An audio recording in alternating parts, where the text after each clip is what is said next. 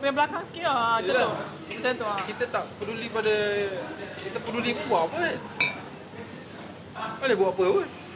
Tapi kalau nak peduli betul-betul lah, pergilah tolong macam mana kan. Pergilah betul. Betul, nanti lepas ni ada apa-apa orang cakap solidariti je. Tak, kalau dia? peduli Solidarity. boleh bagi tekanan pada ni, tapi kau setakat marah-marah, keluarkan hadis semua, dia tak membantu pun. Dia cakap kat apa Lebih bersentimen. Abdul Muin Abadi. Lagi awak bersentimen, lagi benda tu nampak tak ni. Share. Dalam gelas ini baru suam. Kalau gelas kaca panas. Banyak air dah ni aku minum. Oh, aku tak selesai kat ni. Sekejap, kita ni tak peduli ya. Oh, nak berpendirian tak peduli. Sebab kita tak peduli ya. Tapi saya rasa daripada dulu saya tak peduli pun isu-isu luar. Pergi sebab orang pergi je. Memang ni yang teruk kan. Tapi kan, buat apa kita buat benda yang kita tak nampak? Tak ni kan. Kau tak peduli pada makhluk asing. Dia jauh, tahu tak? Saya nampak Betul macam ni.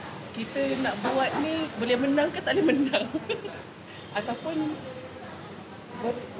Tak boleh tak kita buat benda yang kita dah, maksudnya dia pergi, dia nampak okey dia buat. Faham tak? Dia tak payahlah kempen kepada orang yang tak nampak lagi kan. Apa? Cerita sikit pasal kebat ni apa? Benda akhir sikit panjang akhir tahun lah.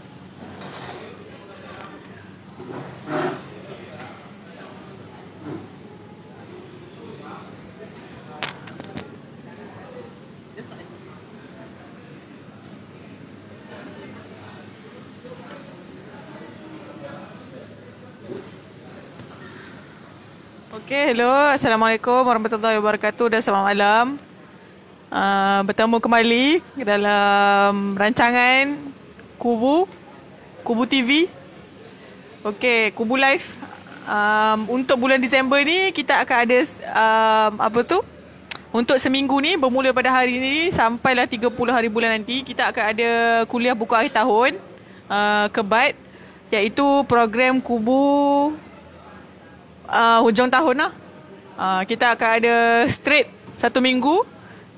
28 hari bulan tu ada dekat event Festival Falsafah Kuala Lumpur Selangor Chinese Assembly Hall. Jadi kita boleh jumpa ke sana, boleh bincang-bincang buku juga. Ada macam-macam program lagi juga kat sana. Jadi untuk malam ni kita bertemu lagi lah. Sebab last hari tu kita kumpul bila? Bulan lepas lah. Tahun ni kaya Rahman. Ya, Ramai Muda. Bulan lepas saja. Bulan ni? 6 hari bulan. Okey. Jadi last daripada kubu Rahmani Muda hari tu sampai ke hari ni macam-macam isu lah. Tapi pada malam ini kita fokuskan kepada tajuk tentang sekolah tawalib. Tentang sekolah tawalib saja. Sekolah Sumatera Tawalib. Jadi tanpa membuang masa, saya berjemput lah Saudara Ben Sali untuk teruskan kubu kita pada malam ini. Dah. Alright. Okay ya. Di belakang ni. Okay, Assalamualaikum dan selamat malam. Jadi pada malam ni kita akan mulakan sesi kuliah buku akhir tahun atau kami panggil sebagai Kebat akhir 2019, dan akan datang 2020 ni kita akan cuba juga buat awal tahun Kebat awal untuk 2020. Okey ya. Jadi kuliah yang berderet yang seperti biasa dilihat membosankan untuk bercakap selama 1 jam ke 2 jam ini, berbincang benda yang ni. Dan walaupun begitu, meskipun dia membosankan kan, benda ni perlu dilakukan lah. Kerana tidak banyak tajuk-tajuk diskusi atau penerangan tentang hal-hal ini, hal-hal sedemikian yang kami bincangkan ini. Seperti malam ini kita akan bincangkan tentang Sumatera Tawalib, yang saya fikir tidak ada lagi perbincangan tentang tajuk ini. Pernah dengar ke Sumatera Tawalib? Tak pernah dengar. Jadi tidak ada lagi. Kalau di bacaan di Indonesia itu ada, tapi kalau di dalam media bahasa Melayu tidak ada. Setakat yang saya jumpa, yang saya cari tidak ada. Jadi ini antaranya lah. Saya ingat yang banyak lagi video atau kuliah-kuliah kubu ini yang tidaklah popular, tapi bagi kami benda ni penting untuk dibincangkan. Okey ya. Baik. Jadi walaupun hari macam-macam ada isu hari ni, Euro adalah apa lagi isu? Euro lah kan? Kami mengambil sikap tunggu dan lihat ya. Kami pun tak tahu isu-isu begitu, dan isu begini mungkin agak membosankan sedikit dan menggunakan skeptik juga jika tidak dicermati dengan mendalam. Nah, isu ini bersangkutan dengan kiri, komunisme, dan bahkan isu seperti komunisme ini agak tabu ya untuk dibincangkan. Macam baru-baru ni tentang abu mayat ya. Abu mayat cimpeng lah, nak tahu di mana, apa lagi ya. Jadi penhimpunan di Kajang baru-baru ini. Jadi memang agak tak berapa sihat juga pun nak bincang isu benda ni kan. Maknanya benda yang tidak digemari. Tapi yang kami cuba bincangkan pada malam ini adalah tentang sejarah ya, iaitu Sumatera Tawalib, dan marilah kita mula masuk tentang tajuk ini. Okey. Jadi Sumatera Tawalib.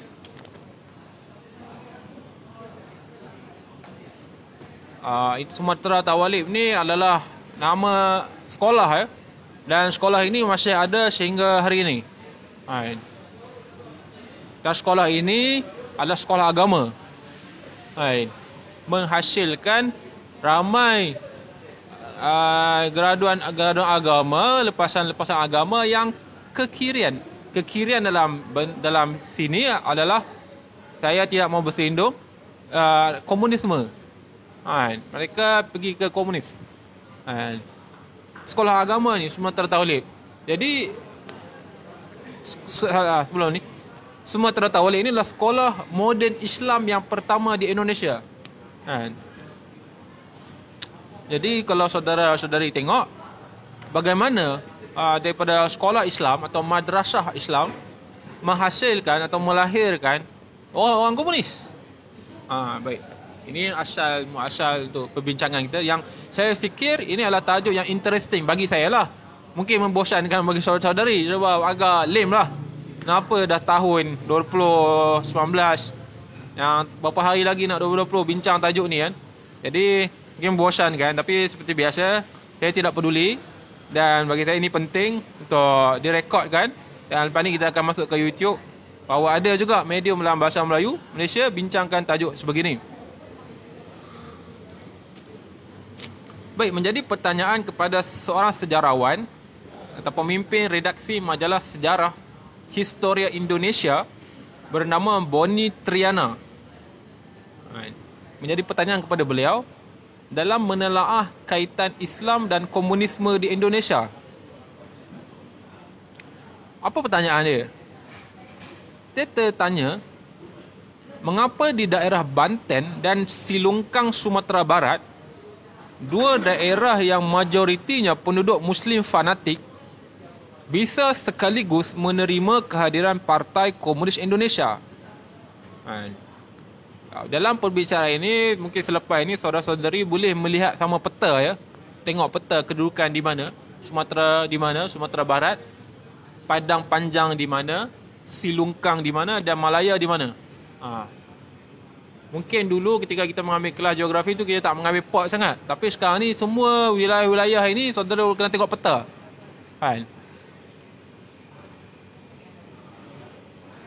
Jadi daerah Banten dan Silungkang Sumatera Barat, kedua-duanya adalah daerah yang majoriti penduduk Muslim fanatik, tapi boleh menerima PKI, Partai Komunis Indonesia.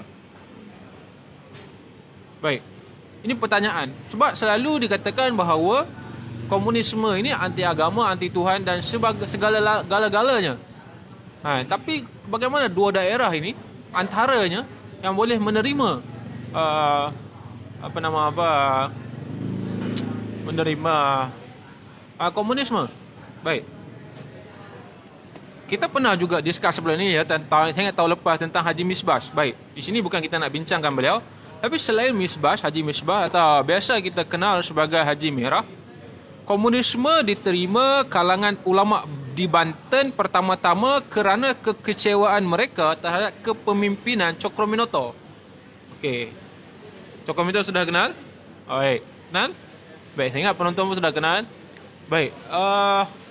Ada filem dia. Tengok ya. Dekat Netflix pun ada, dekat YouTube pun ada.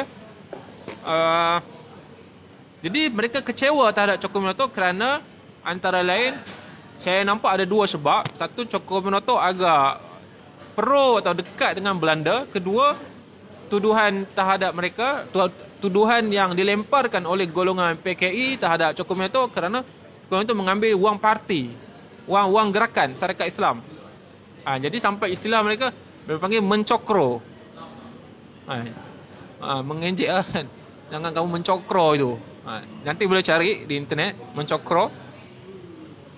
Jadi mereka terima komunisme kerana pertama ya disebutkan kerana kecewa terhadap Cokroaminoto. Terlebih SI Banten dipimpin oleh tokoh moderat Hasan Jajaningrat, tokoh syarikat Islam yang memainkan peranan penting dalam perkembangan komunisme di Banten adalah Kiai Haji Ahmad Khatib. Maknanya bukan setakat Haji Misbah, tapi Kiai Haji Ahmad Khatib, menantu Kiai terkemuka Haji Asnawi Ceringin. Saya sebut saja nama. Kemudian tokoh penting lain adalah seorang Arab bernama Ahmad Basaif yang pandai bahasa Arab dan kusyuk beribadah. Saya bab kusyuk ni saya jadi tergelak sikit sebab macam mana kau nak nilai kusyuk beribadah kan? Tapi saya sebutkan apa saja dapatan yang saya jumpa. Jadi dia bersama Pura Disastra dan Tubagus Alipan menjadi pelopor gerakan yang mengkombinasikan Islam dan komunisme di Banten. Saudara tengok peta, Banten di mana? Jadi nampak? Apa nampak gambaran dia? Kelak tokoh-tokoh ulama memainkan peranan penting dalam pemberontakan PKI pada 1926. Okey. Saya ingat kalau saya kesempatan mungkin Kebat 2020 ini saya akan bincangkan tentang pemberontakan PKI pada 1926 ataupun orang panggil ni pemberontakan Silungkang atau Perang Silungkang. Kita tengok macam mana ya. Okey, pemberontakan serupa terjadi di Silungkang pada awal 1927 juga digerakkan oleh guru agama dan saudagar. Okey. Baik. Kita juga di Kubu pernah bincang tentang Tan Malaka, Minang. Banyak lagi tokoh kita bincang ya. Antaranya saya ingat tentang Minang pun kita banyak bincang. Okey. Dan mereka ini nampak terbuka dengan komunisme juga dengan sosialisme. Kalau komunisme seperti Tan Malaka, kita dah pernah bincang quote dia. Dia kata tidak ada di hadapan Tuhan aku Muslim, di hadapan manusia aku bukan itu. Kemudian yang terbuka dengan sosialisme seperti Hatta, saudara pasti kenal siapa Hatta. Kemudian Syahrir, di buku Jalanan Bagan baru ni saya pun ada cerita juga sedikit sebanyak tentang Syahrir. Dia terbuka, dia bilang dia pro pada sosialis. Lepas tu Indonesia dia buat Partai Sosialis Indonesia, PSI. Tapi PSI itu lebih sosialis demokrat, bukan komunisme. Okey. Jadi mereka agak terbuka dengan gagasan kiri ini. Ada yang mengatakan bahawa kerana kiri Minangkabau ini dia adalah suatu ranah egalitarian, sangat terbuka, demokratik. Jadi mereka boleh menerima idea-idea ini. Tetapi sebenarnya bukan setakat penerimaan saja. Bukan sahaja ada tokoh yang menerima, tapi ada juga tokoh yang menentang. Siapa? Agus Salim. Agus Salim sangat kritikal dengan komunisme. Lagi Abdul Muiz yang pada 1923 menentang keras upaya tokoh-tokoh radikal Minangkabau yang mencari titik-titik persamaan Islam dan komunisme. Maknanya bukan setakat penerimaan, tapi penolakan yang dibuat oleh Agus Salim Dan juga Abdul Muiz. Abdul Muiz menentang keras upaya tokoh-tokoh radikal Minangkabau yang mencari titik persamaan Islam dan komunisme. Okey, kedua-dua orang ini adalah dia macam mengapit Cokroaminoto. Kalau kita tengok dalam perselisihan internal dalaman Syarikat Islam, Agus Salim dan Abdul Muiz berada di bahagian putih, Syarikat Islam putih. Antara berseberangan dengan mereka, kita pernah bincang juga sebelum ni, Syarikat Islam merah, Semaun, Darsono, Alimin itu. Jadi merah putihnya adalah ini, Agus Salim dan Abdul Muiz.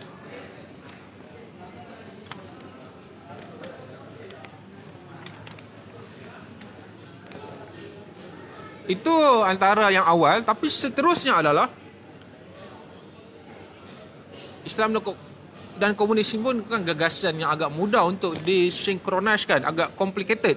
Tapi seterusnya yang lebih mudah seperti nasionalisme, tokoh Muslim Minangkabau lain yang juga berpengaruh di tingkat nasional adalah Muhammad Nasir. Muhammad Nasir dia menentang upaya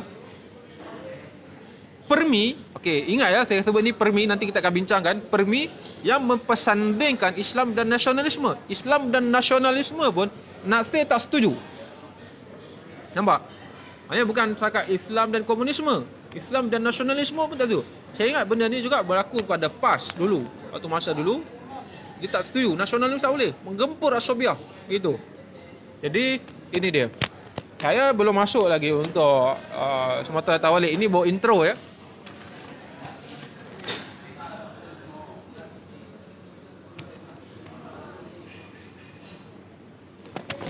Okay, kenapa Agus Salim dan Abdul Muiz ini dah sangat putih ya?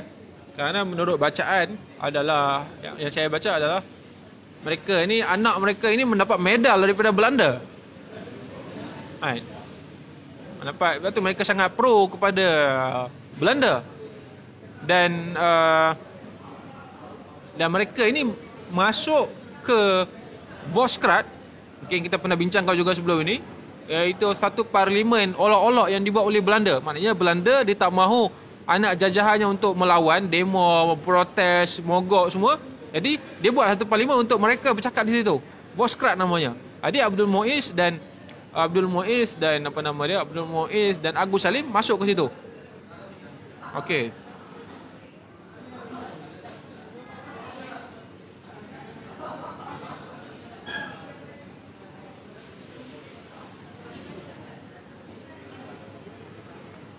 Okey, saya dah nak masuk, tapi saya izinkan saya membaca nota kaki yang saya sertakan di sini.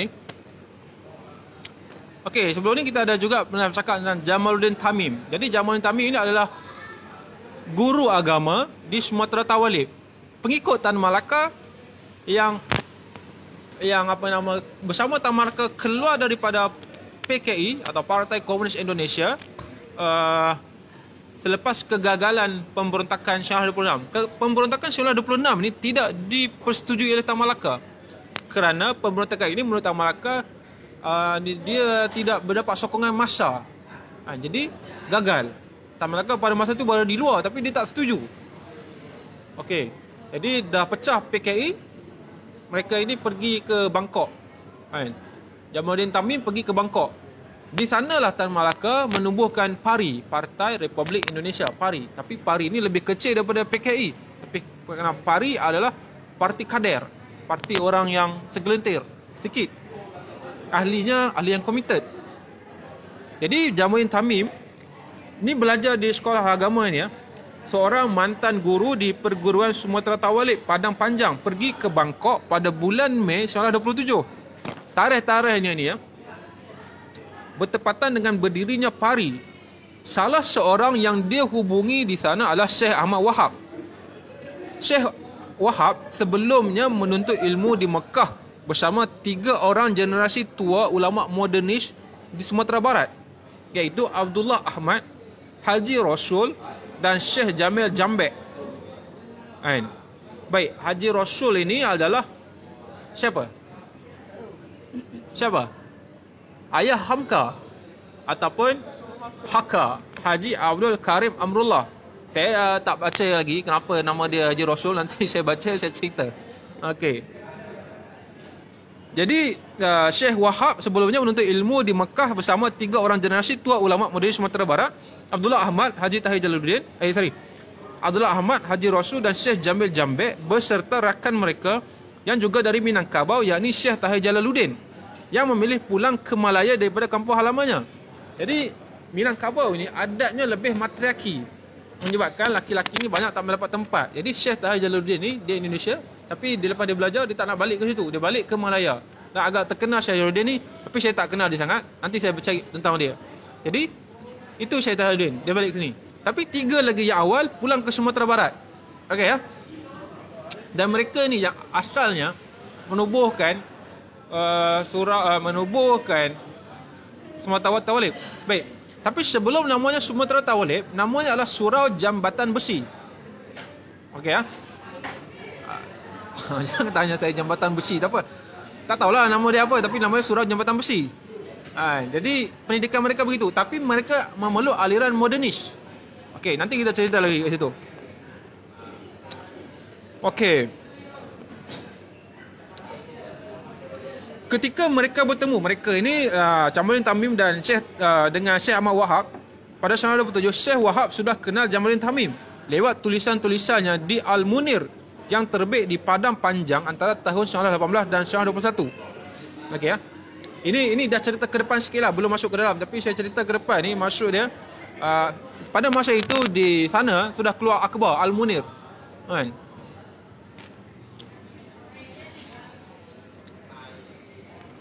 Okey, dia tulis dekat sini. Jamaluddin Tamim. Kalau ejaan dulu ya, dia saya tak tahulah kenapa dia kadang ada pula Y ni. Saya cari-cari tak jumpa Y dia.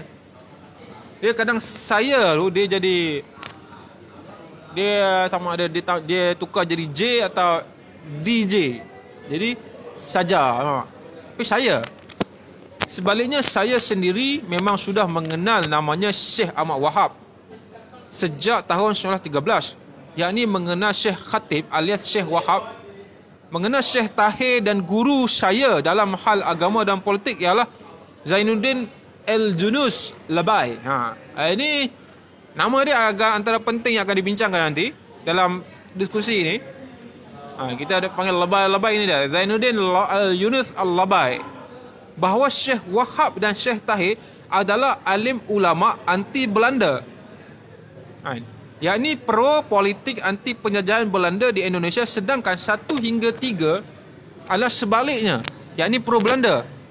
3 ulama modernis yang lain yang tadi disebutkan tadi, Abdullah Ahmad, Haji Rasul Ayah Hamka, juga Syekh Jamil Jambek adalah pro Belanda. Tapi modernis modernis tapi pro Belanda. Syekh Ahmad Wahab yang di Bangkok itu waktu itu telah mendirikan perguruan modernis di Siam mirip dengan perguruan yang didirikan Zainuddin Labai di Padang Panjang, dan Syekh Ahmad Wahab lah yang membantu Tamim dan kawan-kawan mendapatkan dana, teman, makanan dan tempat tinggal selama di Bangkok.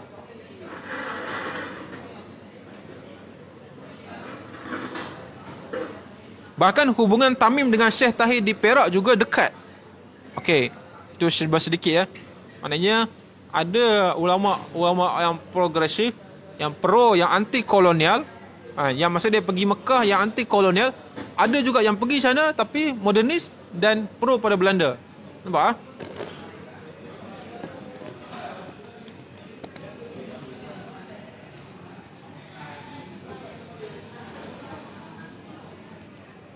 Baik, Sumatera Tawalib ni dia, kita kata kat sini sebelum kita mula, adalah sekolah Islam ya. Sekolah Islam. Sumatera, Tawalib. Tolib lah. Tawalib ni banyak. Tawalib pelajar Sumatera. Ini nama dia lah. Ini adalah kategori sekolah liar. Sekolah liar. Seperti kita pernah bincang sebelum ini tentang SI School, Syarikat Islam School, yang didirikan oleh Tan Malaka dan Semaun di Semarang. Juga tentang Taman Siswa oleh Ki Hajar Dewantara. Tapi dia lebih bersifat umum. Ini sekolah liar, sekolah yang memang pro kepada anak jajahan. Sampai Belanda membuat satu larangan namanya ordonansi sekolah liar. Melarang sekolah-sekolah ini. Okey. Tapi SI School tu walaupun namanya Syarikat Islam School, dia bukan sekolah Islam. Dia sekolah komunis. Yang di sekolah macam ni. Sekolah okey. Sebab dia banyak Syarikat Islam School yang dibuat oleh Tan Malaka itu kerana di Samaun menganggotai selain daripada komunis menganggotai Syarikat Islam. Dan mereka buat sekolah, panggil Tan Malaka jadi guru. Jadi namanya SI School. SI lain awalnya tak buat. SI di Semarang yang komunis tu yang buat. Okey. Jadi walaupun namanya SI School, dia bukan sekolah Islam. Faham tak? Soal maksud dia tidak sama kurikulum dia dengan kurikulum di Sumatera Tawalib. Taman Siswa Dewantara saya belum baca, kita akan bincang tu hari lain. Jadi nampak. Tapi ini sekolah yang tak menurut gagasan pemerintah. Tak menurut gagasan Belanda. Okey. Baik. Itu. Jadi mereka ni sekolah liar. Okey, baik. Tapi perbincangan kita pada malam ni adalah tentang Sumatera Tawalib. Okey. Saya bila dapat benda yang agak lucu kerana Sumatera Tawalib ni asalnya adalah perkumpulan sabun. Apa yang saudara faham bila saya kata Sumatera Tawalib adalah perkumpulan sabun? Bunyi dia lucu. Jadi awal bermula perkumpulan sabun. Pada saat itu kira-kira tahun 1910-an dan 1920-an, pada jarak itu Padang Panjang memang menjadi pusat pendidikan. Padang Panjang itu, tengok peta ya nanti, juga menjadi pusat pergerakan politik. Sumatera Tawalib menjadi sekolah ternama di Padang Panjang kala itu. Peta tak payah, peta cari sendiri. Nanti penat kau lihat. Haji Abdul Malik Karim Amrullah atau Hamka, penulis novel yang tenggelamnya kapal Van der Wijk itu, adalah keluaran Sumatera Tawalib. Maknanya bukan setakat ayah dia sahaja yang asaskan tempat itu, tapi juga Hamka. Nampak? Saya tak tengok lagi filem tu, jadi saya tak tahu macam mana. Novel baca tu pun dah lama lupa. Jadi itu dia lah. Tapi ada kaitan yang agak menarik nanti anda akan tengok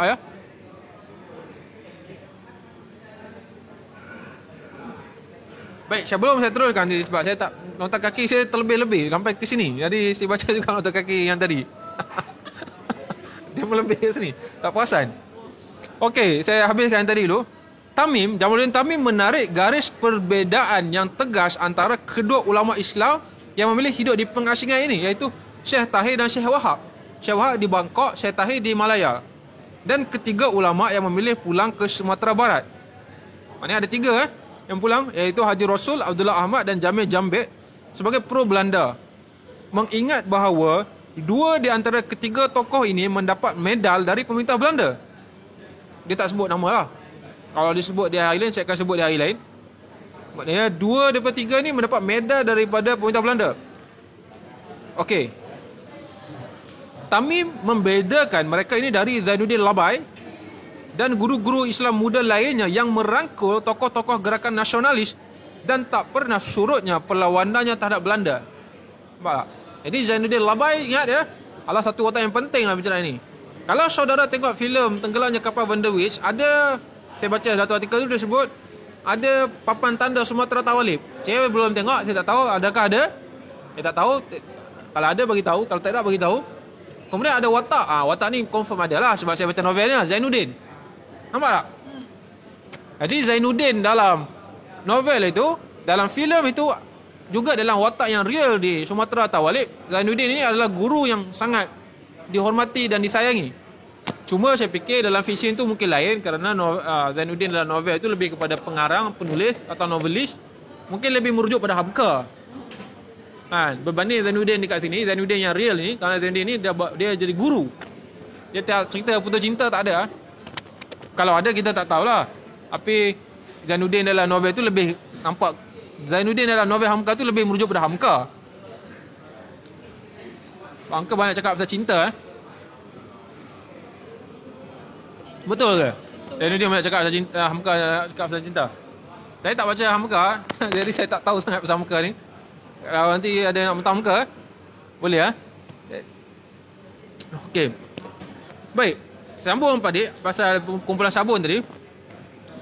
Di tahun 1915, sebuah rapat umum diadakan di Padang Panjang. Okey, dengan inisiatif seorang yang bernama Baginda Jamaluddin Rashad. Saya kena sebutlah, dia sebut Baginda. Baginda Jamaluddin Rashad yang baru sahaja kembali dari Eropah. Rashad, okey, pendeknya Rashad tidaklah dianggap sebagai tokoh dalam kalangan Islam. Tetapi kalangan ini umumnya menghormatinya oleh kerana pengalaman Rashad di luar negeri. Dia pergi Eropah dan oleh kerana pengetahuan Rashad yang diperolehinya di sana. Dalam rapat tadi, perhimpunan tadi, Rashad menceritakan segala manfaat yang dapat diperolehi dengan berorganisasi. Baik. Dalam rapat tadi dia cerita manfaat yang dapat diperolehi dengan berorganisasi. Saya fikir dia hanya bercakap tentang sekitar Padang Panjang. Sementara itu di tempat lain di Jawa, syarikat Islam semua tu telah ada organisasi. Tapi yang dia cakap ni di khalayak Padang Panjang. Sebab tu saya fikir, bagi saya penonton-penonton yang sama ada menonton sekarang atau akan datang kena tengok peta ya. Tengok betapa luasnya pada masa itu. Okey. Dalam rapat itu Rashad mengatakan dia menganjurkan agar persatuan antara organisasi dibentuk kerana dengan bersyarikat semua dapat, dengan bercerai semua lari. Itu dia ayat dia. Pidato Rashad tadi menyebabkan pelajar surau Jambatan Besi berfikir tentang usaha mendirikan organisasi walaupun mereka tidak sepenuhnya dapat menerima Rashad kerana Rashad tidak memakai peci. Peci itu berdasarkan Google saya, dia macam nak kata songkok pun macam ya, nak kata macam kopiah kecil pun ya, tapi dia sebut peci. Ada orang kata macam Soekarno pakai tu pun peci juga. Jadi saya tulis je lah apa yang dia tulis kan. Pada masa itu memakai peci masih dianggap sebagai petanda golongan Islam, tapi Rashad tak pakai. Okey ya. Tapi sebab Rashad pergi sampai Eropah, orang anggaplah Rashad ni penting. Seorang di antara siswa tersebut mengambil inisiatif untuk membicarakan masalah ini dengan teman-temannya. Maka berdirilah suatu persekutuan dikenali dengan nama Perkumpulan Sabun. Kerana perkumpulan ini memenuhi ataupun berusaha memenuhi keperluan sehari-hari para pelajar seperti sabun, pensel, tinta dakwah lah dan sebagainya. Nampak? Dan ini adalah kata lain koperasi lah. Maksudnya dia buat kedai, kumpul beli sabun, pensel, dakwat. Okey. Ini pada tahun 1915 lah. Pada tahun 1917, aktiviti organisasi koperasi ini tambah berkembang kerana usaha-usaha yang lebih giat dilakukan oleh seorang siswa yang berasal dari tapak Tuan Aceh bernama Hashim. Lambat laun, koperasi itu tampaknya dapat memenuhi segala macam keperluan pelajar, bahkan termasuk menggunting rambut, menjahit pakaian dan dobi. Nampak? Kalau saudara-saudari teruja dengan Arkam, nampak? Ini lagi awal ya sebelum Arkam. Sabun, pensel, buat kedai-kedai macam ni. Okey. Masing-masing usaha ini dikerjakan oleh seorang atau lebih petugas yang dibayar oleh koperasi. Baik. Mulai dari tahun 1918, bahagian keuntungan perkumpulan itu disisihkan untuk membayar guru-guru. Pada tahun itu pula perkumpulan sabun menjadi Sumatera Tawalib. Okey ya. Ada rujukan semua ada kat sini. Rujukan buku main baca kan kat internet ada buku ada. Tapi kalau saudara-saudari cari keyword Sumatera Tawalib boleh jumpa ya kat internet. Nak susun satu kerja lah. Jadi sekolah ini Sumatera Tawalib berdiri pada 15 Januari 1919. 1919. Ini berapa maknanya 3 tahun selepas Revolusi Rusia 17. Nampak? Tapi Jambatan Besi itu sudah ada. Cuma dia tukar nama Sumatera Tawalib ni dah jadi pada 3 tahun. Jadi dulu kalau kita belajar sejarah, kita tak minat tahun-tahun. Maknanya sekarang ni saya fikir masanya untuk tengok balik tahun-tahun ini. Nampak tak? Ini pada ni revolusi ni. Pada tahun ni berapa? Maknanya semua ni, kalau ni 1919, maknanya dah 100 tahun dah. Tak? Tahun 2019 kan? 100 tahun. Malah Januari maknanya setahun lebih, 100 tahun lebih. Nak masuk 100 tahun tu tahun lah. Para pendirinya Sumatera Tawalib adalah kaum reformer Islam yang tadi disebutkan, yang berusaha memadukan antara pendidikan Islam dan model sekolah moden.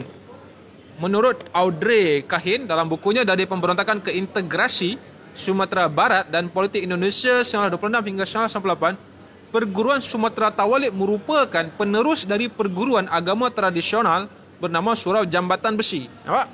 Okey ya.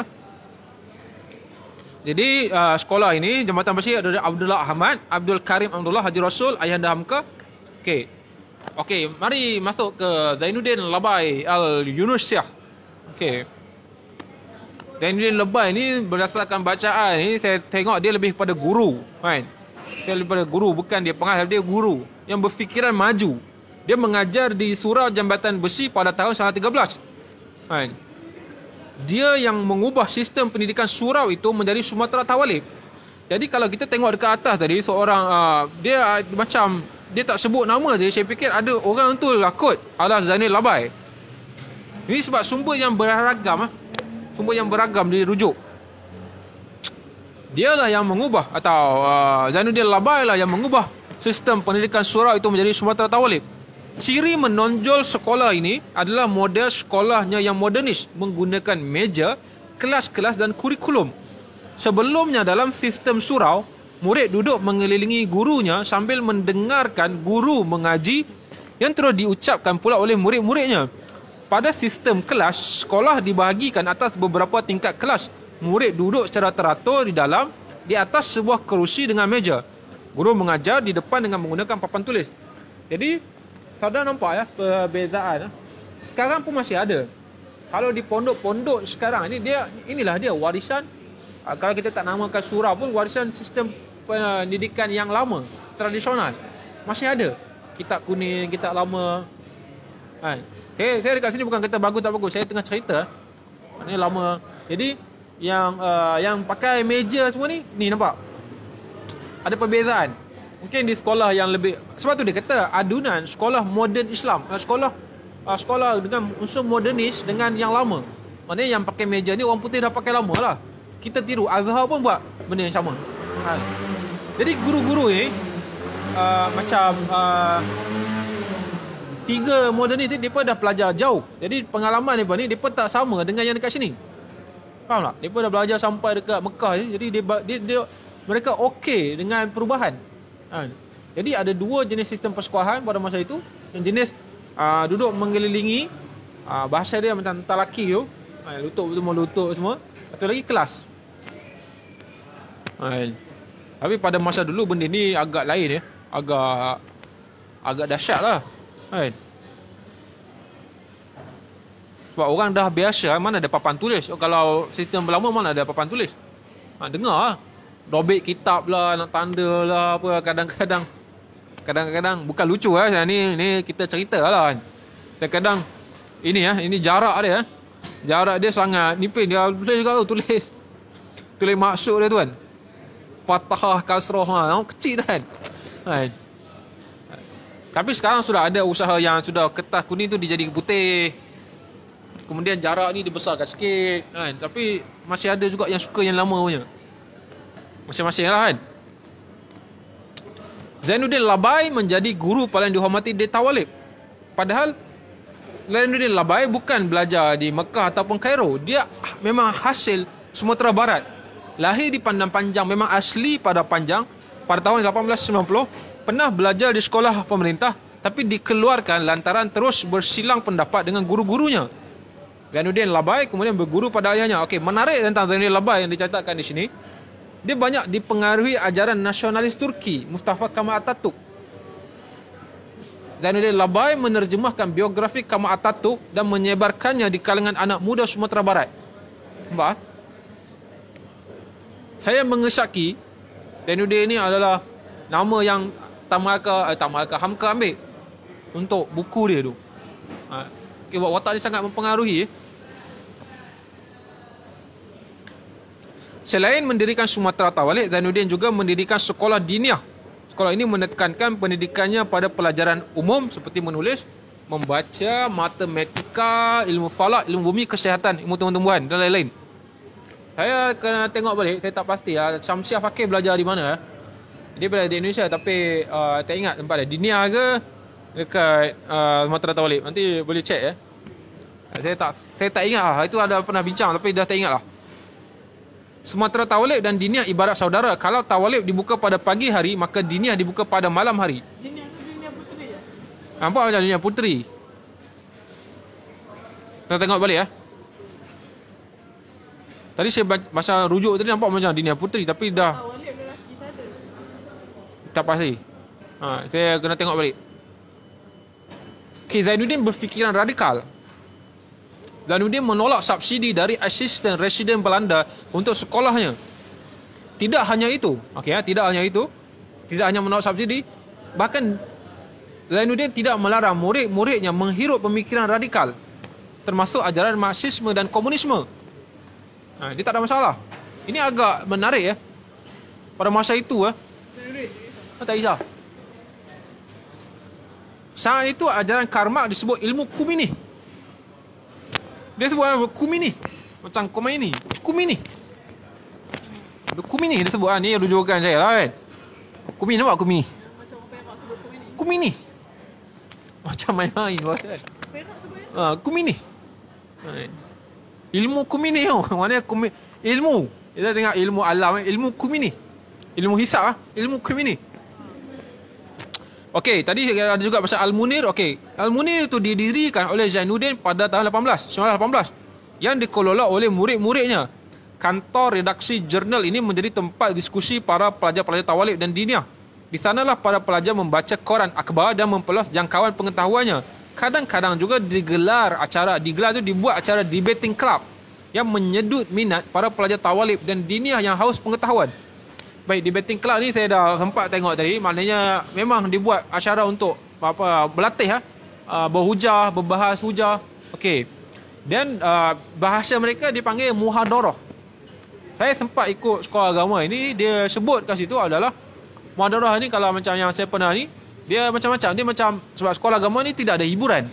Jadi hiburan ni dengan benda macam ni lah. Dengan aktiviti debate, bahas, kemudian ni berpantun ada juga. Maksudnya disesuaikan dalam konteks Melayu. Pantun, baca syair, gurinan bercerita. Jadi dipanggil muhadarah. Sampai masa dulu tahun 2001 sampai saya ingat 2010 masih ada lagi. Sekarang saya tak pastilah. Jadi ada warisan dia. Boleh jadi ini warisan yang ditinggalkan oleh daripada Sumatera Tawalib. Kan? Okey, tidak hanya itu, pelajar Tawalib dan Diniah juga mendirikan koperasi. Saya ingat sumber ni berulang koperasi ni dengan yang tadi. Kan? Sebab sumber yang dirujuk beragam. Selain menjual alat-alat belajar, koperasi ini juga mempunyai kantin yang disebut kantin merah atau juga sering disebut buffet merah. Buffet lah. Buffet ya, buffet saya tak tahu lah. Buffet. Buffet merah lah kalau baca dalam buffet merah. Jamaluddin Tamim. Okey, Tamim tadi telah disebutkan. Salah seorang guru di Sumatera Tawalib mengisahkan kantin merah itu dalam buku stensil, buku yang dicetak protostik mungkin, Sejarah PKI, tajuk buku dia. Di Padang Panjang, sebuah kota kecil di Sumatera Tengah, tempat berkumpul dan pusatnya pesantren agama masuk ilmu ghaib. Saya baca ni agak lucu lah. Masuk ilmu ghaib. Macam ilmu mistik kan. Dia sebut ilmu ghaib. Saya baca je lah apa dia sebut. Kan? Kita jangan nambah-nambah. Kita baca apa yang disebut lah ni. Ilmu ghaib dari seluruh Sumatera. Sudah sejak awal tahun 1920, di sana pun sudah mulai menyebut-nyebut tentang sosialisme, komunisme, syarikat merah. Walaupun pada permulaannya, makanya Padang Panjang menjadi pusat kaum merah, menjadi kota merah di Sumatera, hanyalah mendirikan buffet merah sebagai cabangnya koperasi kaum merah di sana, yakni 5-6 bulan sebelum lahir PKI di Semarang tahun 1920. Nampak? Masa sebelum lahir PKI di Semarang 1920-an ni, sudah ada di di Padang Panjang, koperasi atau kantin merah ini membincangkan tentang sosialisme, komunisme. Tapi saya fikir pada masa ini mungkin namanya masih lagi jambatan besi tadi. Baik, orang-orang bufet merah menerbitkan 2 surat khabar. Mereka pada masa ni tak ada Facebook lah, jadi main surat khabar. Kan? Ini jago, okey, dia 2 surat khabar, dia tadi Al-Munir, jurnal ni jago-jago dipimpin Natal Zainuddin dan pemandangan Islam yang dipimpinan pemimpin redaksinya Datuk Batuah. Datuk Batuah, kita tak ingatlah kita pernah bincang kejap, tapi Datuk Batuah ni adalah okey, kat bawah ni ada sebut nanti. Okey. Teruskan Datuk Batuah. Donatur utama 2 surat khabar tersebut, maknanya pendana, tak tahulah ada borjuis kan. Borjuis yang maknanya adalah Abdullah bin Abdullah Basar Bandaro. Maknanya mereka ni disokong. Ada pedagang-pedagang yang sokong mereka. Mungkin saya ingat di kesempatan lain kita akan bincangkan juga, maknanya tidaklah sangat juga kau working class. Maknanya di belakangnya ada pendana-pendana juga. Abdullah Basar Bandaro, seorang saudagar di Padang. Dia Basar Bandaro ini membawa syarikat Islam ke Sumatera Barat. Okey. Pada awal tahun okey, saya kena clearkan beberapa benda dulu. Maknanya PKI itu di Semarang 1920-an. Semaun ya. Tapi syarikat Islam telah ada lebih lama. Syarikat Islam telah ada lebih lama. Tak ingatlah, kan tengok boleh lah 1913 ke 1915. Syarikat Islam telah ada lebih lama. Okey, nampak Nampak tahun yang sangat berdekatan Berdekatan itu. Telah banyak benda berlaku. Lepas tu kalau takasisiasi ini adalah zaman pergerakan. Semua orang bergerak macam ni. Nak ada nasionalis ke, komunis ke, agamis ke, semua bergerak. Baik. Kan? Okey, tentang Datuk Batuah. Pada awal tahun 1923, Datuk Batuah melawat ke Jawa dan juga ke Sigli. Di Jawa ia bertemu dengan siapa? Dengan siapa? Dengan siapa? Dengan Haji Misbah. Okey, dari Haji Misbah ini, tokoh Islam komunis yang menarik perhatiannya kerana mengadopsi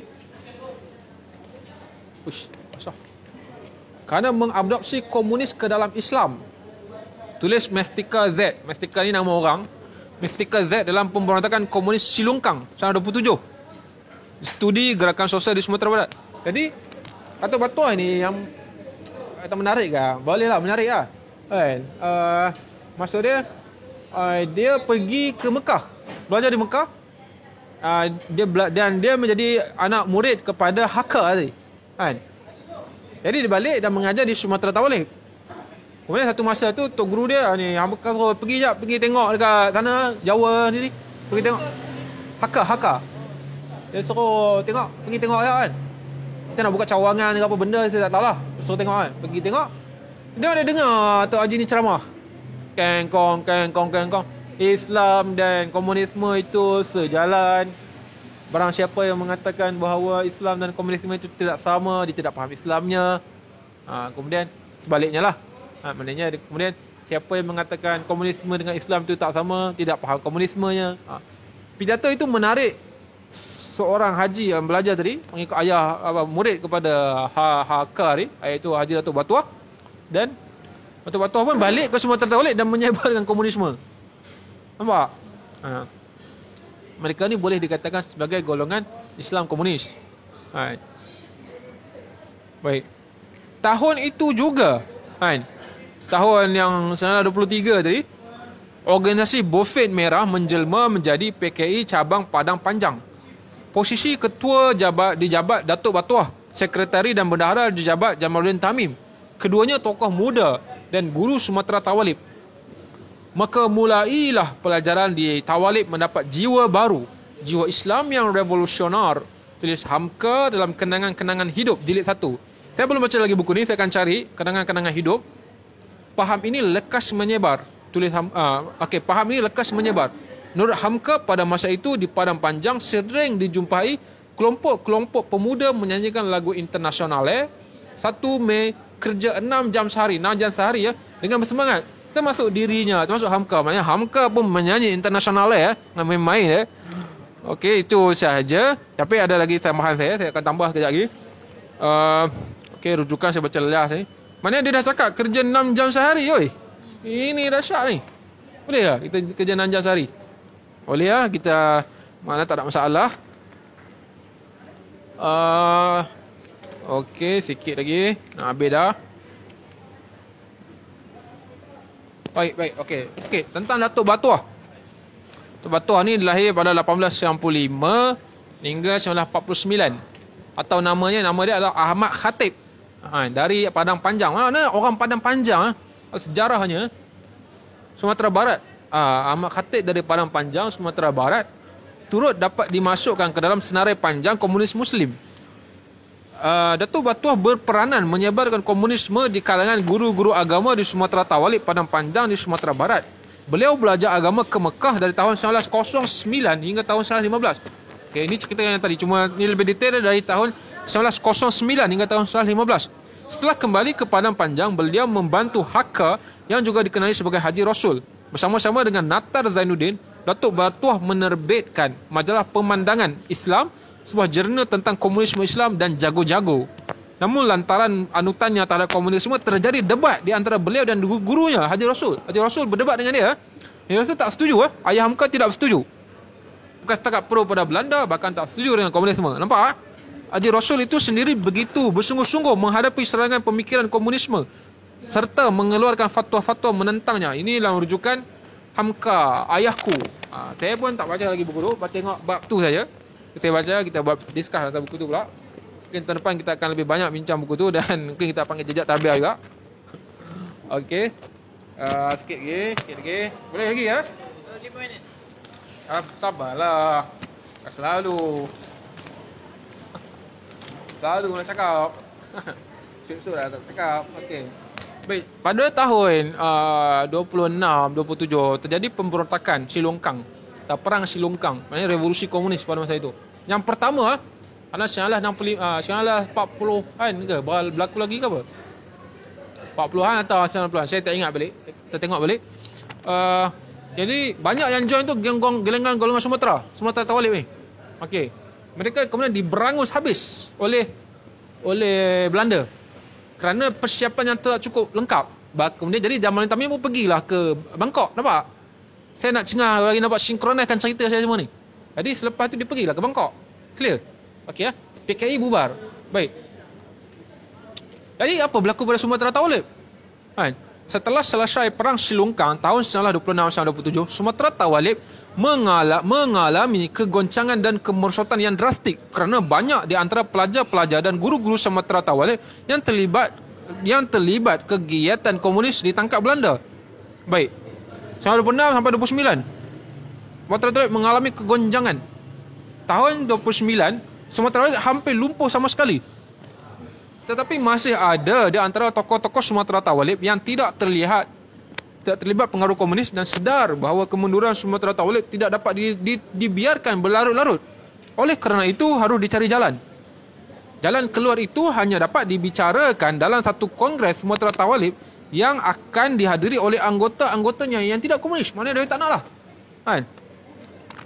Kongres itu dilaksanakan pada 24 hingga 27 Mei 1930. Tarikh di Bukit Tinggi.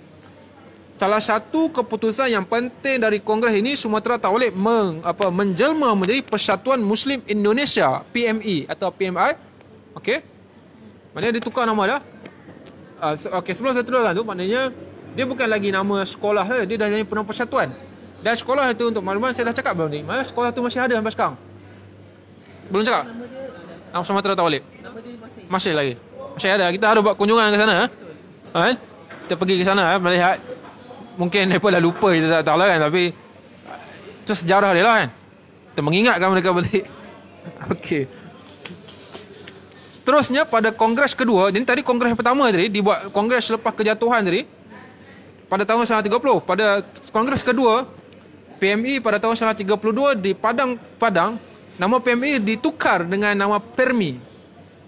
Tadi dia PMI. Persatuan Muslim Indonesia. Tapi dia kena tukar jadi PERMI. Dan last sekali,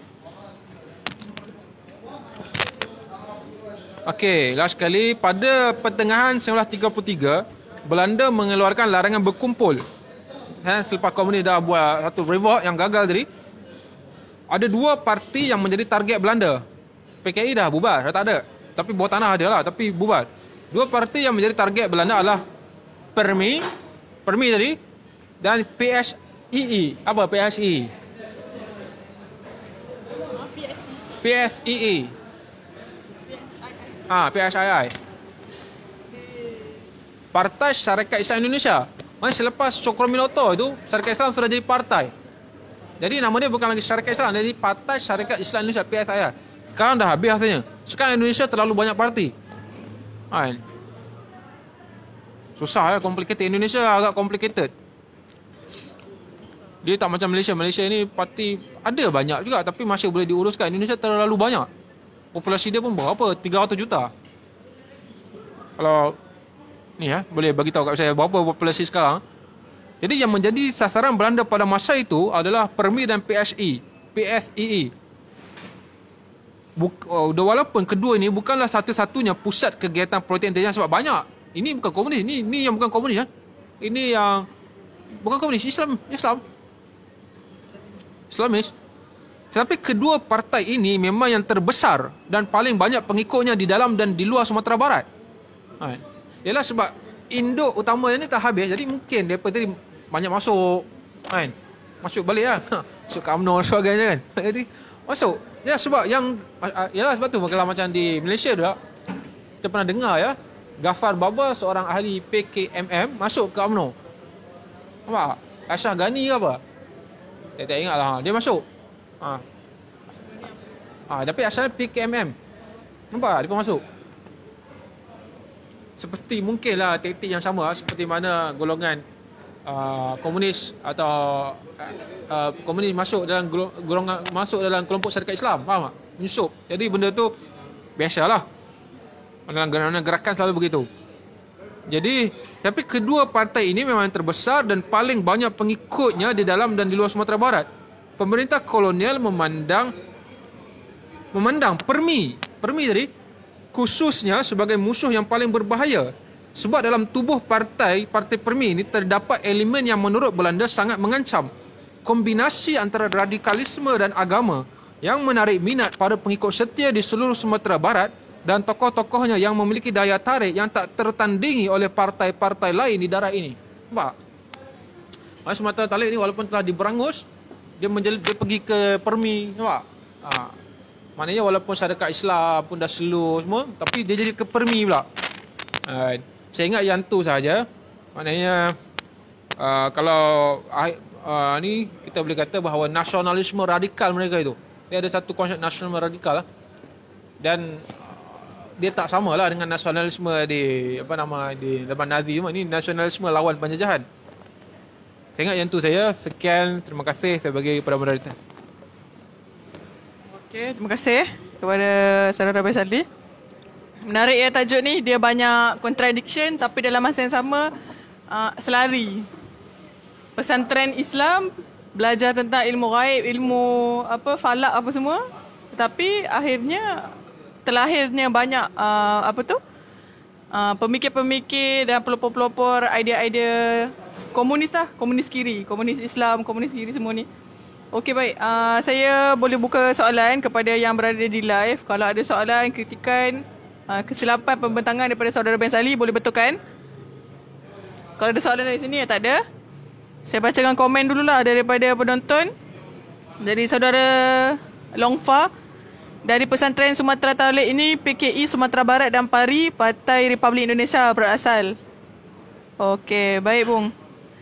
Seterusnya daripada Nur Suhaila Abdul Rahim, Syamsiah Fakir pelajar di Nia Putri.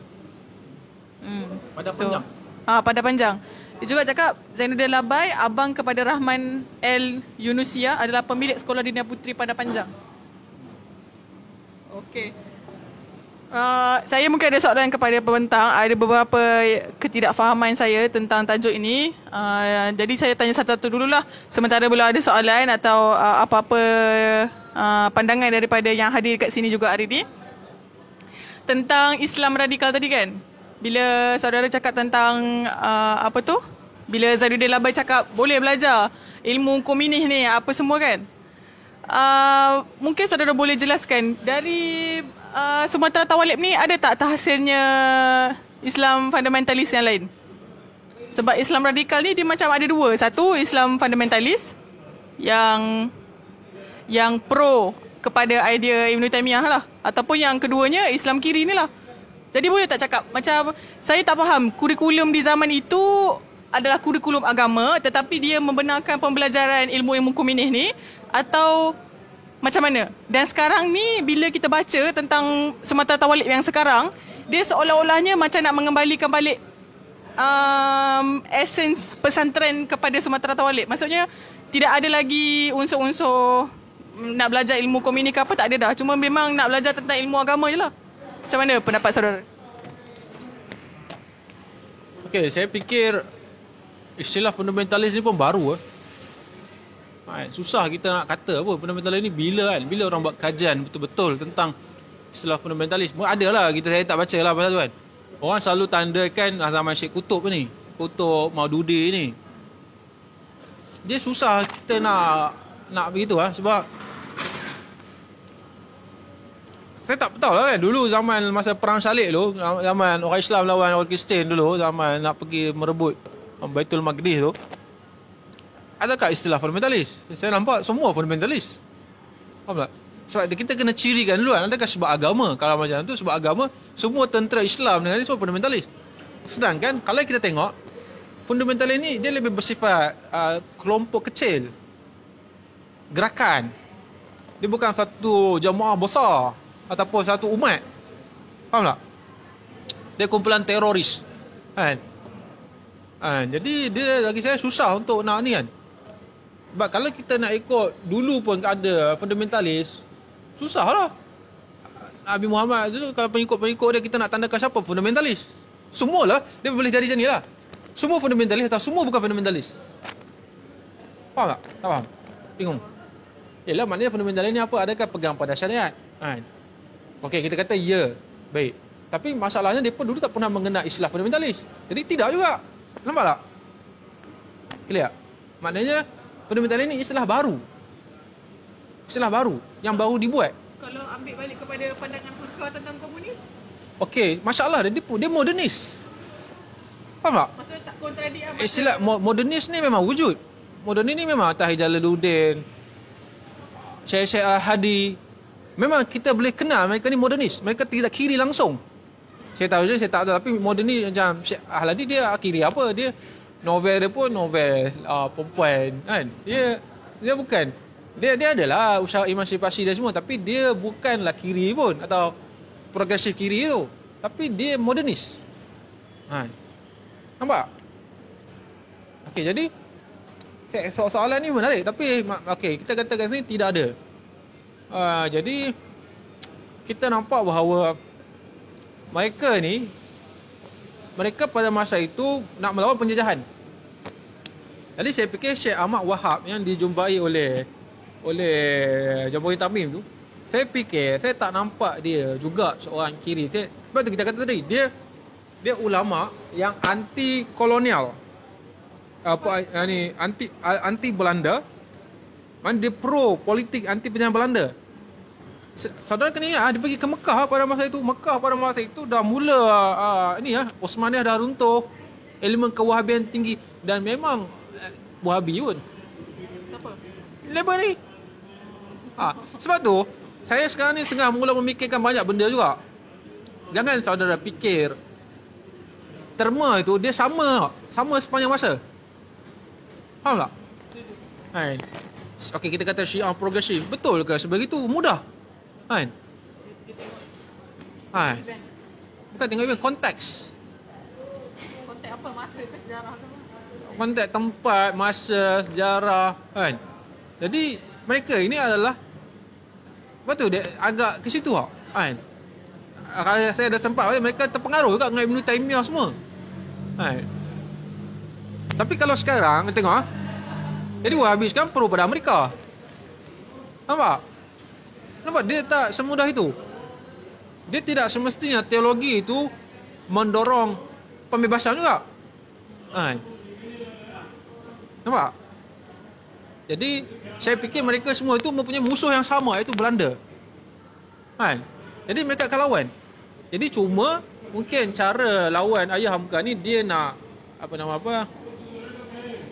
dia tak nak radikal sangat. Dia nak buat sekolah. Dia tak nak diganggu. Dia mengambil prinsip nak masuk ke dalam, lawan dari dalam semua. Jadi itu Ayah Hamka. Apa kita nak kata kat sini? Jadi saya tak nampak Saya tak nampak istilah fundamentalis itu laku pada masa itu. Kan? Bahkan sebab tu, tapi istilah ni kata Pak Ongko, dia menggoda kita untuk bermain istilah. Sebab macam sekarang kan, orang mengatakan kelompok-kelompok teroris ni sebagai radikal. Tak radikal, saya tak nak kata radikal. Radikal dengan militer ni adalah terma yang paling disukai oleh golongan kiri. Dan mereka tidak setuju radikal ni disamakan dengan istilah sektarian. Ini adalah istilah. Apa tu surat khabar sosialis? Nama dia ada kumpulan sosialis Trotsky, namanya militan. Faham tak? Dia tak ada masalah dia anggap militan. Dia tak sama. Sebab bila kita kata, bila keluar kat surat khabar dia kumpulan militan Melayu kan, apa yang kita fikir? Kelompok Islam kan? Nampak tak permainan istilah tu telah mencorakkan kita? Sama juga dengan istilah makna fundamental pun. Fundamental tu apa? Benda-benda asas. Kan? Sama dengan radikal. Radikal tu apa? Radikal tu akar. Memegang pada asli dia tu. Tu asal dia kan. Tu kopi radik, minum tak kopi radik? Kopi radik tu tongkat ahli akar lah. Tu asal dia radikal. Jadi dia bukan yang seperti dipersepsikan oleh ni. Nampak? Dia macam benda ni dia tak semudah itu. Dia macam separatis. Ada orang kata separatis dia bagus, dia bergantung lah. Ini dah jadi kuliah lain ya. Ini dah, tapi maksudnya cuma kita cakap tentang dulu, saya tak nampak istilah fundamental ini laku. Saya nampak istilah ni baru, fundamental ini baru. Dulu sama ada kau lawan penjajah ke tak lawan. Faham tak? Dulu kau nak lawan penjajah ke tak nak lawan. Itu je dulu. Saya fikir argumen ni kuat dia sebab dia macam sekarang lah kan. Nak mengelompokkan kiri kanan pun complicated juga sekarang ni. Tapi katalah kita dijajah, kita akan pilih lah ideologi mana lebih cepat. Tapi pada masa itu sebab dia dijajah dan tak ada Facebook semua, jadi orang pun okey. Jadi di Sumatera Barat, okey, kita perbincangan mereka pun perbincangan ideologi aja. Faham tak? Macam kita sekarang, kita dah banyak sangat benda. Kan? Jadi kita tak sempat, kita lebih banyak di sosial media. Kan? Ini ciri pada zaman ini. Tapi katalah tak ada internet semua, kita dijajah pula, alien ke apa benda, timbul benda lain pula kan. Maksud saya nak kata sini adalah istilah fundamental itu baru lah. Dan tentang kurikulum tadi, ini adalah bacaan-bacaan luar. Bukan, maksudnya macam kita sebutkan tadi, Ayah Hamka dia tak setuju. Tapi Zainuddin dia tak ada masalah. Zainuddin Labai. Dia seludup lah benda-benda ni. Benda ni maksudnya dia bagi, tapi bukanlah silibus rasmi tadi. Itu tak faham tu macam mana founder ada different curriculum.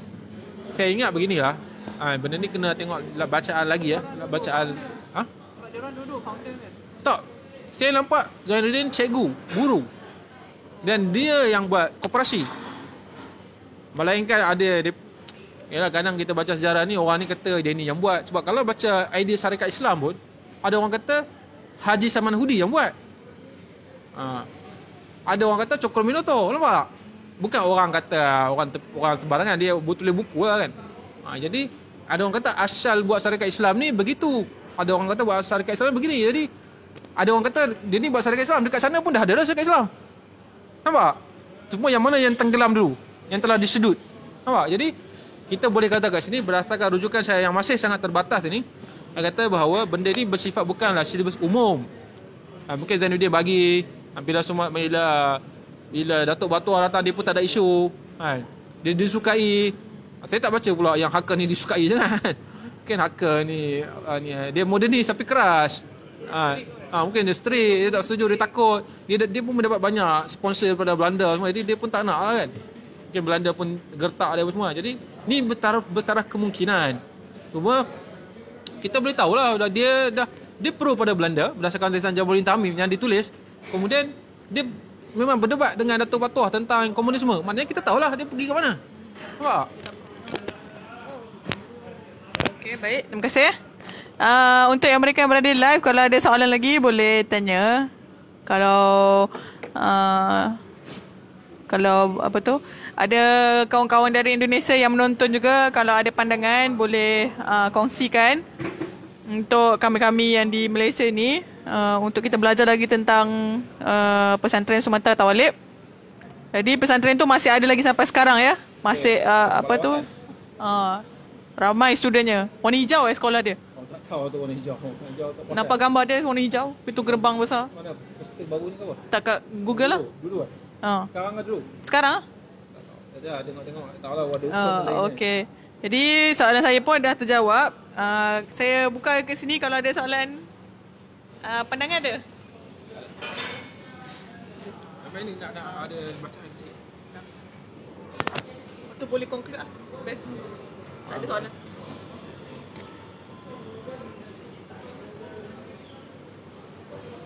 Okay.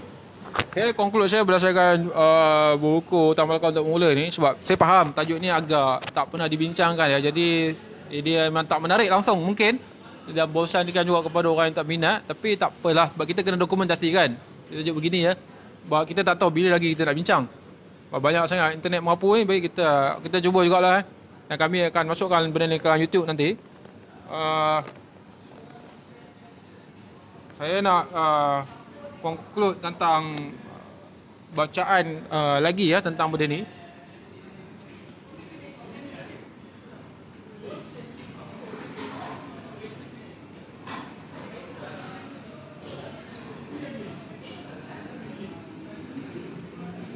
Jadi Datuk Batuah tadi dia pergi ke Bandung, Jawa Barat pada tahun 1923. Kat sini dia mendengar Haji Misbah berpidato. Okey.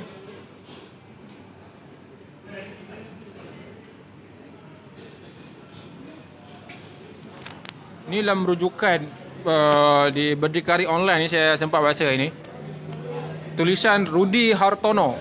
Dia menulis, hampir semua tokoh gerakan kiri tahun 1920-an lahir dari gerakan Islam. Ini tulisan yang menarik ya. Meski mereka belajar Marxisme, tetapi keimanannya pada ajaran Islam tidak ditanggalkan. Bahkan tidak jarang mereka memadukan antara Marxisme dan Islamisme. Sampai lahir jargon yang sangat terkenal zaman itu. Okey, kami Islam se-Islam-Islamnya. Dalam menghadapi kapitalis, kami Marxis se-Marxis-Marxisnya. Itu dia punya ni ya. Menurut Ihsanuddin dalam buku Taman Melaka dan Revolusi Proletar, bahkan gerakan komunis di Sumatera Barat sampai batas-batas tertentu dipengaruhi oleh simbol Islam. Cabang-cabang Parti Komunis Indonesia yang baru berdiri sepanjang tahun 1920-an masih memperlihatkan orientasi keagamaan yang cukup kuat. Kenyataan ini dapat dilihat dalam diri Jamaluddin Tamim. Jamaluddin Tamim diulas ramai ya. Kat Taman Melaka ya, Jamaluddin Tamim pengikut setia dan teman sepanjang Taman Melaka. Tamim memulai keriernya di Sumatera Tawalib Padang Panjang sebagai pengajar, dan dia berusaha mensintesiskan antara pengetahuan tentang pengaturan masyarakat bagi kepentingan rakyat yang sengsara dan miskin dengan kehendak dan tuntutan Islam yang sesungguhnya. Menurut Ihsanuddin dalam bukunya Taman Melaka dan Revolusi Proletar, faham komunis pertama kali dikenal di Sumatera Tawalib, sebuah perguruan terkenal yang banyak melahirkan intelektual-intelektual Muslim seperti Hamka dan lain-lain. Dibawa oleh Datuk Batuah, seorang pengajar di Sumatera Tawalib yang baru sahaja kembali dari Jawa tahun 1923. Saya ingat masanya dia kembali dari Misbah tadi lah. Dia dibantu oleh Haji Zainal Abidin Ahmad.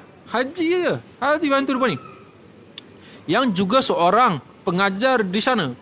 Ideologi ini disebarkan melalui tablik-tablik, penerbitan-penerbitan, dan menurut catatan Ihsanuddin di nota kakinya, dan yang terpenting adalah nampaknya ideologi ini digunakan hanya sebagai ideologi perlawanan yang mendasarkan dirinya pada analisa Saya ulang sekali lagi. Ideologi ini disebarkan melalui tablik-tablik, penerbitan-penerbitan, dan menurut catatan Ihsanuddin di nota kakinya, dan yang terpenting adalah nampaknya ideologi ini digunakan hanya sebagai ideologi perlawanan sahaja terhadap imperialisme Belanda, dan bukan sebuah ideologi yang mendasarkan dirinya pada analisa materialisme historis maupun dialektika materialisme. Ya, mereka tak pergi ke situ. Ini menurut Ihsanuddin lah. Sedangkan setting sosial yang menyebabkan ideologi ini berkembang adalah ketika perbicaraan-perbicaraan politik pergerakan kebangsaan mulai sering dilakukan, yang biasanya diskusi hanya diisi dengan masalah-masalah keagamaan saja. Masalah tanah rakyat yang direbut oleh pemerintah Belanda maupun masalah yang berkaitan dengan perpecahan di dalam tubuh syarikat Islam menjadi topik perbicaraan yang hangat ketika itu. Pemerintah jajahan Belanda pada tahun 1996 mengambil tindakan tegas pada perguruan ini. Maksudnya selepas silungkang tahun 1996 ini, kafeteria pelajar yang bernama Bufet Merah yang dicurigai sebagai pusat kegiatan terselubung komunis ditutup.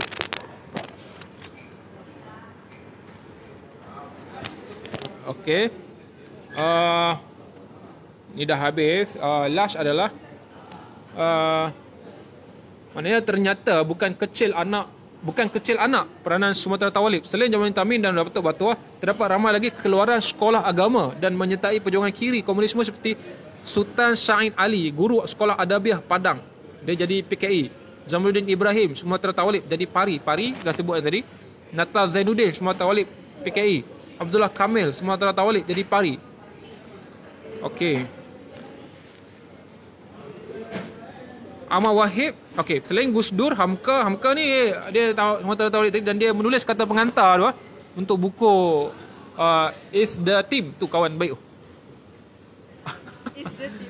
Islam dalam tinjauan Madilog. Ni persingkat lah gitu lah. Saya pun baru tahu istilah tu. Selain Gus Dur, Hamka yang bersimpati terhadap Tan Malaka, Syekh Ahmad Wahab juga antara ulama yang bersimpati terhadap perjuangan Tan Malaka. Dan ia bukan setakat bersimpati mulut atau menulis. Bahkan ulama ini, Ahmad Wahab tadi yang sebut tadi, ulama ini yang banyak membantu dana fasiliti lainnya selama Tan Malaka di Bangkok mengasaskan penubuhan Pari. Selepas Tan Malaka kecewa dengan pembentukan PKI, Syekh Wahab dalam pengakuannya sudah lama membaca tulisan-tulisan Tamim tadi dalam Al-Munir yang terbit di Padang Panjang antara 1921. Syekh Ahmad Wahab adalah salah satu dari 3 ulama besar Minangkabau yang tidak mahu kembali ke Minangkabau setelah sekolah di Mekah kerana tidak setuju dengan hukum waris di kampung halamannya. Di Siam, Thailand, beliau mendirikan sekolah agama yang serupa dengan Diniah Padang Panjang. Tengok yang tu saja. Kesimpulan pun yang tu lah, yang ada adalah. Saya ingat yang baik tu dapat lah. Yang tak baik tu kita mungkin akan buat pada sesi yang seterusnya. Saya serahkan balik penerangan itu. Sekian. Terima kasih. Okey, kita berikan tepukan yang gemuruh ya. Baik, saya ucapkan terima kasih kepada saudara Ben Sali untuk diskusinya pada hari ini. Tajuk ini menarik ya, boleh nanti mungkin kita tak akan buat lagi perbincangan yang lebih dalam. Mungkin kita panggil kawan-kawan dan komrad yang dari Indonesia juga untuk bentang tajuk ini. Okey, itu saja. Selamat malam, Assalamualaikum. Tapi teruskan menonton untuk esok. Kita akan bersama lagi di waktu yang sama dengan tajuk kekalahan Parti Buruh United Kingdom ya. Dan apa yang boleh dipelajari daripadanya. Bersama dengan saudara Johan dari Sosialisasi Alternatif. Okey, baik, itu saja. Assalamualaikum dan selamat malam.